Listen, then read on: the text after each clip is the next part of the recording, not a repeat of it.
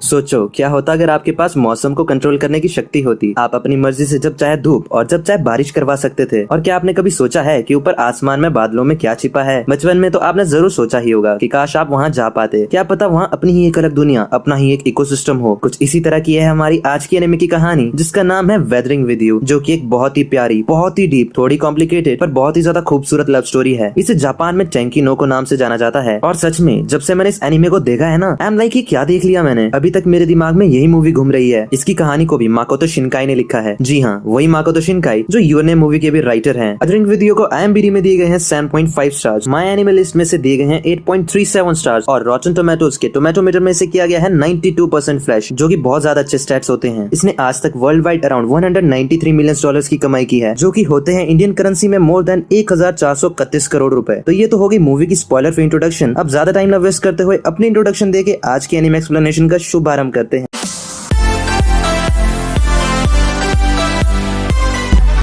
Movie के first scene में हम एक शिप को देखते हैं, जिसमें ये अनाउंसमेंट हो रही होती है कि कुछ ही समय में बहुत तेज बारिश होने वाली है, तो कृपया सभी पैसेंजर्स जल्दी से शिप के अंदर आ जाएं। ये अनाउंसमेंट सुनकर सभी पैसेंजर्स शिप के अंदर की तरफ आने लगते हैं, पर इसके अपोजिट एक 16 साल का लड़का बाहर जाने लगता है। इस लड़के का नाम होडाका था और ये बारिश को देख बहुत ज्यादा खुश हो रहा होता है। तभी वो नोटिस करता है कि उसके ऊपर अजीब सा कुछ पानी का बना हुआ बहुत बड़ा गोला है। वो पानी का गोला सीधा शिप के ऊपर गिर जाता है, जिसकी वजह से शिप का बैलेंस बिगड़ जाता है और होडाका शिप से सीधा नीचे समुद्र में फिसलने लगता है। तभी कोई आदमी अचानक उसका हाथ पकड़ता है और उसे बचा लेता है। उस आदमी का नाम काइसुगे सुगा होता है, जिसे लोग मिस्टर सुगा कह के बुलाते थे। इसके बाद सीन शिफ्ट होता है और हम देखते हैं कि होडाका की जान बचाने के बदले होडाका मिस्टर सुगा को ट्रीट दे रहा होता है। साथ ही हम देखते हैं कि होडाका अपने लिए इंटरनेट में पार्ट टाइम जॉब भी ढूंढ रहा होता है और वो इंटरनेट में क्वेश्चन डालता है कि वो कौन कौन सी जगह है जहाँ लोग उसे बिना कॉलेज स्टूडेंट ID के हायर कर लेंगे। इससे हमें ये पता चलता है कि होडाका अंडर एज होने के बावजूद कहीं जॉब करना चाहता था। साथ ही हमें पता चलता है कि होडाका शिप से टोक्यो जा रहा था। इसके बाद शिप टोक्यो पहुंच जाती है और जाते जाते मिस्टर सुगा होडाका से उसके टोक्यो आने की वजह पूछता है, जहाँ होडाका उसे शायद झूठ बोलता है कि उसकी स्कूल में समर ब्रेक्स चल रही है, तो वो यहाँ बस घूमने आया है। इसके बाद मिस्टर सुगा होडाका को अपना कार्ड देते हुए कहते हैं कि अगर उसे टोक्यो में किसी भी चीज की जरूरत पड़े तो वो बेझिझक उसे याद कर सकता है। अगले सीन में हम देखते हैं कि होडाका किसी होटल में रुका हुआ था और वो देखता है कि उसके पूछे गए क्वेश्चन पर 4 आंसर्स आए होते हैं, जिनमें से एक था कि यहाँ पर कोई ऐसी जॉब्स नहीं है, एक ने लिखा था कि ये लेबर लॉ के अगेंस्ट है और एक ने तो लिख रखा था कि उसे सेक्स क्लब में वेटर की जॉब मिल जाएगी। ये देखिए होडाका निराश हो जाता है। इसके बाद होडाका जॉब की तलाश में बहुत सी जगह जाता है, पर कोई भी उसके पास कॉलेज ID ना होने की वजह से उसे हायर नहीं करता। वो सेक्स क्लब वेटर की जॉब के लिए भी जाता है, पर वहाँ से भी उसे धक्के मार के बाहर निकाल दिया जाता है। इसके बाद वो अपने टोक्यो में रहने के खर्चे कैलकुलेट करता है, जो कि बहुत ज्यादा थे और अब होडाका के पैसे भी खत्म होने लगते हैं। इसके बाद हम देखते हैं कि अब उसके पास होटल में स्टे करने लायक भी पैसे नहीं बचते, तो वो रास्ते में इधर उधर घूम रहा होता है, जहाँ उसे 2 पुलिस वाले रोक लेते हैं और उससे पूछताछ करने लगते हैं कि वो यहाँ अकेले क्या कर रहा है। होडाका उन्हें बिना कुछ बताए वहाँ से भाग जाता है। इसके बाद हम देखते हैं कि वो एक गली में बैठा हुआ होता है, जहाँ उसे एक बिल्ली मिलती है। होडाका अपनी चॉकलेट का एक पीस तोड़कर उस बिल्ली को देता है। होडाका बिल्ली को कहता है कि टोक्यो बहुत डरावना शहर है, पर फिर भी वो कभी भी अपने घर वापस नहीं जाना चाहता। यानी कि दोस्तों होडाका अपने घर से भाग के यहाँ टोक्यो आया था। इसके बाद वहाँ कुछ लोग आते हैं और वो उसे कहते हैं कि ये कोई बैठने की जगह नहीं है। होडाका वहाँ से जाने लगता है और वो आदमी जानबूझकर उसे गिरा देता है, जिसकी वजह से पास में रखा डस्टबिन नीचे गिर जाता है। होडाका एक एक करके सारा कचरा वापस डस्टबिन में डालने लगता है और उसे उस कचरे के बीच में एक बैग मिलता है। होडाका उस बैग को उठा के अपने साथ एक रेस्टोरेंट में ले जाता है। बैग को खोलने पर उसके अंदर से गन बाहर निकलती है। होडाका ये देख घबराते हुए उस गन को वापस उस बैग में डाल देता है और मन में कहता है कि ये बस एक खिलौना होगा। इसके बाद वो अपनी जेब से मिस्टर सुगा का कार्ड बाहर निकालता है, जिन्होंने शिप में उसकी जान बचाई थी। मैप्स पे चेक करने पर उसे पता चलता है कि ये जगह यहाँ से ज्यादा दूर नहीं है। होडाका को अब बहुत जोर की भूख लग रही थी, पर उसके पास अब पैसे ही नहीं थे। उस रेस्टोरेंट में काम करने वाली एक लड़की उसे चुपके से एक बर्गर देती है और उसे कहती है कि चुपचाप इसे खा लो और किसी को मत बताना, और वो वहाँ से चली जाती है। होडाका उस बर्गर को खाकर मन में कहता है कि उसने अपने 16 साल के पूरे जीवन में इतना टेस्टी डिनर आज तक नहीं किया। इसके बाद होडाका बस से मिस्टर सुगा के ऑफिस जा रहा होता है, जहाँ उसे लास्ट सीट पर एक 13 साल का छोटा लड़का दिखता है, जिसकी एक गर्लफ्रेंड उसके साथ टाइम स्पेंड करके बस से उतर रही होती है और उसकी दूसरी गर्लफ्रेंड उसी वक्त उस बस में चढ़ रही होती है। ये देखिए होडाका हैरान हो जाता है और मन में कहता है कि ये इतनू सा है और क्या प्लेयर है। इसके बाद होडाका मिस्टर सुगा के ऑफिस यानी कि K&A प्लानिंग्स के बाहर पहुंच जाता है। अंदर जाने पर उसे वहाँ कोई नहीं दिखता। अंदर एक कमरे में सोफे के ऊपर उसे एक लड़की दिखती है, जो कि सो रही होती है। वो लड़की बहुत ही ज्यादा सेक्सी थी और उसके बहुत बड़े बड़े चंगू मंगू थे। होडाका ये देख थोड़ा मदहोश हो जाता है और उसके चंगू मंगू को ताड़ने लगता है। बोलना पड़ेगा मैन विल बी मैन। तभी वो वहाँ से अपनी नजरें हटा के खुद को कहता है कि उसे ऐसा नहीं करना चाहिए। तभी उस लड़की की नींद उड़ जाती है और उसे हेलो कहती है। ये देख होडाका एकदम घबरा जाता है और वहाँ से दूर होकर उसे सॉरी कहता है। वो लड़की होडाका से कहती है कि सुगा ने कहा था कि होडाका यहाँ जरूर आएगा। फाइनली उन्हें एक असिस्टेंट मिल गया जो उनकी काम में मदद कर सके। इसके बाद हम देखते हैं कि वो लड़की होडाका के लिए कोल्ड ड्रिंक बनाते हुए बड़ी एक्साइटमेंट के साथ उसे कहती है कि उसने देखा कि होडाका उसके चंगू मंगू देख रहा था। होडाका एकदम से घबरा जाता है और मना कर देता है। इसके बाद हम देखते हैं कि होडाका और वो लड़की आपस में एक दूसरे से इंट्रो कर रहे होते हैं। उस लड़की का नाम नात्सुमी सुगा होता है। होडाका नात्सुमी से पूछता है कि क्या वो भी मिस्टर सुगा की एक एम्प्लॉय है, जिस पर नात्सुमी उसे कहती है कि क्या वो सच में मिस्टर सुगा और उसके रिश्ते के बारे में जानना चाहता है, जिस पर होडाका बड़ी क्यूरियोसिटी के साथ हाँ कहता है। इस पर नात्सुमी आंख मारते हुए होडाका को कहती है कि उसे पता है कि होडाका उनके बारे में क्या सोच रहा है। ये सुनकर होडाका एम्बेरस हो जाता है और सोचता है कि ये मिस्टर सुगा की गर्लफ्रेंड होगी। तभी वहाँ पर मिस्टर सुगा आते हैं और वो होडाका को बताते हैं कि वो यहाँ बड़ी बड़ी मैगजीन्स के लिए आर्टिकल लिखने का काम करते हैं। होडाका थोड़ा घबरा जाता है क्योंकि अभी तो वो बस 16 साल का है, अभी उसे इतनी समझ कहाँ जो वो कुछ डीप नॉलेज वाले आर्टिकल लिख पाए। इस पर मिस्टर सुगा उसे कहते हैं कि वो किसी भी बेतुकी चीज के ऊपर आर्टिकल लिख सकता है जिस पर भी आजकल के बच्चे दिलचस्पी रखते हैं, फिर चाहे उसका वास्तविकता से कोई लेना देना ही ना हो। मिस्टर सुगा उसे एक एग्जाम्पल देते हैं कि वो a girl who brings sunshine यानी कि एक ऐसी लड़की जो धूप ला सकती है के ऊपर आर्टिकल लिख सकता है। यहाँ पे मैं आपको एक बात बता दूं कि इनके यहाँ टोक्यो में कुछ ऐसे रूमर्स फैले हुए हैं कि कुछ ऐसी भी लड़कियां हुआ करती थी या शायद अब भी हैं जिनके पास वेदर को कंट्रोल करने की शक्ति हुआ करती थी। एक ऐसी लड़की जो अपनी मर्जी से बारिश रोककर धूप ला सकती है। ऐसी लड़कियों को सनशाइन गर्ल कहा जाता है। चाहे ये अफवाह ही हो पर इसके ऊपर अच्छा सा इंटरेस्टिंग आर्टिकल बन सकता है। तो यहाँ एग्जाम्पल में उसी की बात हो रही होती है। इसके बाद मिस्टर सुगा होडाका को कहते हैं कि इस आर्टिकल को लिखने के लिए उसे लोगों के पास जाकर उनसे उनके इस बारे में विचार पूछने होंगे। इसके बाद होडाका और नात्सुमी एक फॉर्च्यून टेलर के पास जाते हैं। वो फॉर्च्यून टेलर उन्हें बताती है कि सनशाइन गर्ल सच में एग्जिस्ट करती है। एक सनशाइन गर्ल बारिश रुकवाकर जब चाहे धूप करवा सकती है। साथ ही वो उन्हें बताती है कि नेचर से छेड़छाड़ करने से हमेशा नुकसान ही होता है। बहुत ज्यादा पावर यूज करने के बाद एक दिन सनशाइन गर्ल गायब हो जाती है। इसी के साथ ही वो उन्हें और भी कई ढेर सारी बातें बताती है। वो दोनों उसकी हर एक बात को बहुत ध्यान से सुनते हैं और नोट कर लेते हैं। होडाका वापस जाकर फॉर्च्यून टेलर से मिली थोड़ी इन्फॉर्मेशन के साथ आर्टिकल लिखना शुरू करता है। उसका आर्टिकल देखकर मिस्टर सुगा उसे कहते हैं कि उसने इतना भी बुरा नहीं लिखा है और वो उसे हायर कर लेते हैं। साथ ही वो कहते हैं कि होडाका को जॉब के साथ यहाँ रहने को एक रूम और खाने को खाना भी मिलेगा, पर होडाका को जॉब के अलावा यहाँ घर के काम भी करने पड़ेंगे। इसके बाद वो मस्त सा डिनर करते हैं। होडाका खुद को कहता है कि उसके टोक्यो आने के बाद पहली बार ऐसा हुआ है जब उसने किसी के साथ बैठकर डिनर किया हो और ऐसे आज से उसकी न्यू लाइफ शुरू हो जाती है। इसके बाद हम देखते हैं कि वो रोज सुबह उठते ही सबसे पहले अपने घर के सभी काम पूरे करता है, जैसे बर्तन धोना, सफाई करना और ब्रेकफास्ट बनाना। फिर वो मिस्टर सुगा को जाके नींद से जगाता है। इसके बाद वो ऑफिस के सारे काम हैंडल करता है, आर्टिकल्स लिखता है और कभी कभी नात्सुमी के साथ लोगों के इंटरव्यू करने भी जाता है। उसकी जिंदगी अब अचानक से पूरी हेक्टिक हो गई होती है, पर होडाका इस सब को एंजॉय कर रहा था। कभी कभी वो साथ में पार्टीज में भी जाते हैं। इसी बीच वो नोटिस करता है कि टोक्यो में तो बहुत ज्यादा ही बारिश होती है। जब से वो यहाँ आया है तब से ऐसा एक भी बार नहीं हुआ जब मौसम थोड़ा साफ हुआ हो। इसके बाद एक दिन वो उस बिल्ली से मिलने जाता है जो उससे तब मिली थी जब वो टोक्यो सिटी में नया नया आया था। इसी बीच वो एक लड़की को देखता है जिसे दो बदमाश लड़के शायद परेशान कर रहे थे। होडाका रियलाइज करता है कि ये तो वही लड़की है जो रेस्टोरेंट में काम करती थी, जिसने उसे एक बार बर्गर भी दिया था। वो उनका पीछा करता है और उसे पता चलता है कि वो उस लड़की को जबरदस्ती एक सेक्स क्लब में काम कराने ले जा रहे हैं। ये देख होडाका खुद को रोक नहीं पाता और उस लड़की का हाथ पकड़कर वहाँ से भागता है। वो दोनों लड़के भी उनका पीछा करते हैं। वो लड़की होडाका को कहती है कि होडाका उसे छोड़ दे, पर होडाका उसका हाथ नहीं छोड़ता और उसके साथ भागता रहता है। थोड़ी देर बाद वो आदमी उन दोनों को पकड़ लेते हैं। उनमें से एक आदमी होडाका को जोर से थप्पड़ मारता है। होडाका उस आदमी को कहता है कि वो उस लड़की को फोर्स कर रहा था, जिस पर वो आदमी होडाका को कहता है कि ऐसा नहीं है, उस लड़की ने खुद से हमारे साथ डील की है। ये सुन के होडाका हैरान रह जाता है। तभी उस आदमी को याद आता है कि ये तो वही लड़का है जो एक बार इनके क्लब में काम मांगने आया था और फिर वो होडाका को एक पंच मारता है। इसके बाद होडाका अपने बैग से वो गन बाहर निकालता है जो उससे कूड़े के डब्बे में मिली थी। होडाका उस आदमी को ऊपर से हटने को कहता है, नहीं तो वो गोली चला देगा। वो आदमी हंसते हुए होडाका को कहता है कि वो एक खिलौने से उसे नहीं डरा सकता। होडाका बुरी तरह कांप रहा होता है और उससे गन का ट्रिगर हिट हो जाता है। गन की बुलेट बस जरा से डिस्टेंस से उस आदमी के पास से गुजरती है। ये देख सबकी हवा टाइट हो जाती है। उस आदमी की भी बुरी तरह से फट जाती है क्योंकि वो अभी बाल बाल अपनी मौत से बचा। जरा सा वो आगे होता या गोली थोड़ी पीछे एम हुई होती तो उसका अब तक काम तमाम हो चुका होता। इसके बाद वो लड़की होडाका को पकड़ के वहाँ से भाग जाती है। वो दोनों एक खाली बिल्डिंग में पहुंचते हैं। वो लड़की होडाका को गुस्से से कहती है कि एक बर्गर का कर्जा वो इस तरह से चुका रहा है। साथ ही वो पूछती है कि वो आखिर है कौन और उसके पास एक गन कहाँ से आई। होडाका उसे कहता है कि वो गन उसे एक डस्टबिन में मिली और उसे लगा था कि ये बस एक खिलौना है, तो इसलिए उसने वो अपने पास रख ली। वो लड़की उसे गुस्से से कहती है, वाह, तो ये है तुम्हारा बहाना, तुमने उस आदमी का मर्डर ही कर दिया था। इसके बाद वो वहाँ से चली जाती है। होडाका भी उस गन को वहाँ गुस्से में फेंक देता है और फ्रस्ट्रेट हो जाता है। तभी वो लड़की वहाँ वापस आती है और होडाका को कहती है कि उसका नाम हीना है और उसे उस रेस्टोरेंट से जॉब से निकाल दिया। साथ ही वो बताती है कि क्योंकि उसे जॉब से निकाल दिया गया था और उसे पैसों की सख्त जरूरत थी, तो इसलिए उसने खुद से उन क्लब वालों को अप्रोच किया था। ये सुनकर होडाका निराश हो जाता है और हीना को सॉरी कहता है। हीना होडाका के पास जाके उसके जख्म पर हाथ लगाती है और कहती है कि क्या होडाका घर से भागा है। इस पर होडाका हाँ कहता है। हीना होडाका से कहती है कि बारिश की वजह से होडाका टोक्यो को ठीक से एंजॉय भी नहीं कर पा रहा होगा और वो होडाका को अपने साथ चलने को कहती है और वो उसे उस बिल्डिंग के टॉप में ले जाती है, जहाँ होडाका देखता है कि वहाँ तो एक छोटा सा श्राइन यानी कि टेम्पल होता है। इसके बाद हीना प्रे करने लगती है और हम देखते हैं कि उसके ऐसा करते ही जमीन पर पड़ी बारिश की बूंदें अचानक वापस ऊपर उठने लगती है और बारिश भी रुक जाती है। आसमान से बादल भी अपने आप ही हट जाते हैं और एक बहुत ही प्यारी सी धूप खिल जाती है। ये देख होडाका हैरान रह जाता है और हीना को कहता है कि वो तो एक सनशाइन गर्ल है। इसके बाद वो दोनों एक दूसरे का इंट्रो करते हैं। हीना होडाका से उसकी एज पूछती है, जिस पर होडाका 16 बताता है। हीना उसे कहती है कि होडाका उससे 2 साल छोटा है क्योंकि वो 1 महीने बाद 18 की हो जाएगी। इस पर होडाका कहता है कि हीना तो पर अभी छोटी ही दिखती है। देन वो दोनों हैंडशेक करते हैं। इसके बाद सीन शिफ्ट होता है और हम देखते हैं कि फिर से बारिश हो रही होती है और हम किसी रैंडम छोटे बच्चे को देखते हैं जो बाहर पानी की किसी बूंद को हवा में एक मछली की तरह उड़ते देखता है। इसके बाद हम ऐसे ही स्कूल के 2 स्टूडेंट्स को देखते हैं, जिसमें से एक अपने दूसरे दोस्त को कहीं कुछ दिखाने ले जा रहा था। वहाँ पहुँचने पर वो दोनों ऊपर आसमान में देखते हैं कि वहाँ तो कुछ अजीब सा पानी का बहुत बड़ा बबल लेविटेट कर रहा होता है। यहाँ पे मैं आपको याद दिला दूं कि कुछ ऐसा ही पानी से भरा बबल हमने शिप के ऊपर भी देखा था, जो होडाका के ऊपर गिरा था। ये पानी का बबल भी थोड़ी देर बाद अपने आप नीचे उन दोनों स्टूडेंट्स के ऊपर गिर जाता है। इसके बाद सीन शिफ्ट होता है और हम होडाका और नात्सुमी को ऑफिस में देखते हैं, जहाँ नात्सुमी होडाका को कुछ वायरल रिपोर्ट्स दिखा रही होती है, जिसके अकॉर्डिंग शहर में जगह जगह आसमान से कुछ अजीब सी पानी की तरह दिखने वाली मछलियां गिरी और ये मछलियां थोड़ी देर में ही अपने आप गायब हो जाती है। नात्सुमी आगे बताती है कि एक इंटरव्यू में किसी ने उसे बताया था कि आसमान में जो बादल हैं वो एक पूरी की पूरी लेक के बराबर पानी खुद में होल्ड करे होते हैं। तो ये जरूर पॉसिबल हो सकता है कि ऊपर बादल में एक अपना ही अलग इकोसिस्टम हो और ये मछलियां वहीं से आई हो। साथ ही हम देखते हैं कि होडाका ने उस बिल्ली को भी अपने यहाँ ला रखा होता है। इसके बाद हम देखते हैं कि होडाका हीना से मिलने उसकी अपार्टमेंट जाता है। होडाका हीना के रूम का डोर नॉक करता है और रियलाइज करता है कि वो अपनी जिंदगी में पहली बार किसी लड़की से मिलने उसके घर जा रहा है और वो ऐसा सोचकर नर्वस हो जाता है। अगले सीन में हम उन दोनों को साथ में लंच करते हुए देखते हैं, जिसके बीच हमें पता चलता है कि हीना अपने छोटे भाई के साथ यहाँ रहती है और उसकी फाइनेंशियल कंडीशन फिलहाल कुछ ठीक नहीं है। और होडाका के बारे में भी हमें पता चलता है कि वो अपने टाउन से इसलिए भागा था क्योंकि वो अपनी घिसी पिटी जिंदगी से उब चुका था। इसके बाद हम देखते हैं कि होडाका हीना के लिए मस्त 25 दिन में पैसा डबल करने वाला बिजनेस मॉडल बना के आया था, जिसके अकॉर्डिंग वो लोगों को धूप बेचेंगे, यानी कि जिसको भी बारिश बंद करवा के धूप चाहिए होगी वो हमारी सनशाइन गर्ल यानी कि हीना को हायर करेगा और हीना प्रे करके धूप करवा देगी।